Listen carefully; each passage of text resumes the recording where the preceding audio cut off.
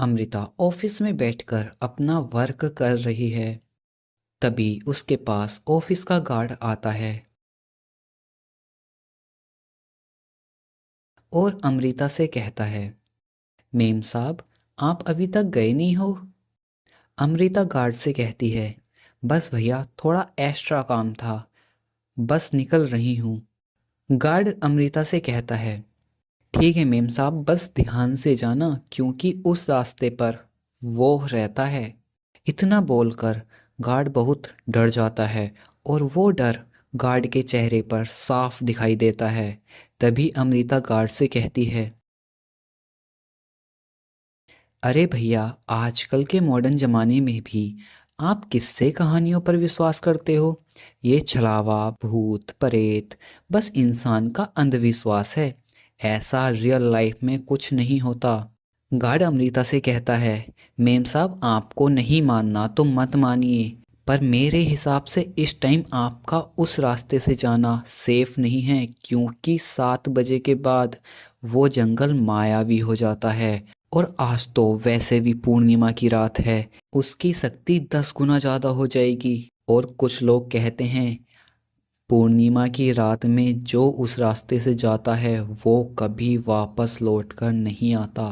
Amrita guard से कहती है, अरे भैया, ये सब मन गढ़ंत कहानियां हैं। मैं भी उस रास्ते से हर रोज अकेले जाती हूँ। मुझे तो आज तक ऐसा कुछ नहीं मिला। आप भी कहाँ लोगों की बातों पर और कहानियों पर विश्वास करते हो? गार्ड अमृता से कहता है, क्योंकि मेम साहब, आप 7 बजे से पहले ही उस रास्ते से जाते हो। पर देखो, अभी तो 8 बज गए हैं और आपको ज़्यादा देर नहीं करनी चाहिए। काम तो आप कल भी आकर कर सकते हो। अमृता गार्ड से कहती है, ठीक है भैया, आप इतनी जिद कर रहे हो तो मैं अभी निकल जाती हूँ। बस इतना बोलकर अमृता अपना कंप्यूटर ऑफ करती है और अपना बैग उठाकर ऑफिस से बाहर आ जाती है और पार्किंग में आकर अपनी कार में बैठकर वहां से निकल जाती है। अमृता का घर सिटी से दूर जंगल की दूसरी साइड है। जब अमृता रास्ते में होती है तो अपने आप से बात करती है, क्या यार भैया भी किससे कहानियों पर विश्वास करते हैं? कुछ लोगों ने जंगल के बारे में मनगढ़ंत कहानियां बनाई और सभी इन कहानियों पर विश्वास भी करने लगे। अब कौन समझाए इन लोगों को कि ये किस्से कहानी और अंधविश्वास है? भैया बोल रहे थे कि रास्ता ठीक नहीं है। अरे रास्ता देखो कितना सुंदर है। आकाश में चंद्रमा और चंद्रमा की रोशनी इन पेड़ों से होकर इस रोड पर आ रही है। ये कितना सुंदर दृश्य है। और छलावा, भूत ऐसा कुछ नहीं होता।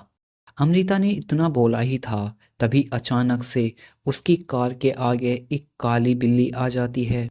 अमृता घबराकर कार का स्टीयरिंग एक साइड में घुमा देती है। अमृता की कार कंट्रोल से बाहर हो जाती है।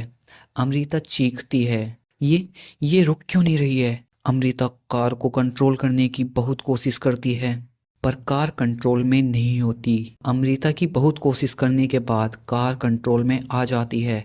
अमृता राहत से सांस लेती है। अमृता कहती है, थैंक्स गॉड, आज तो मरते मरते बच गई। ये बिल्ली अचानक से कहाँ से आ गई? खैर छोड़ो, बस जान तो बच गई, वरना आज मेरा बचना मुश्किल ही था।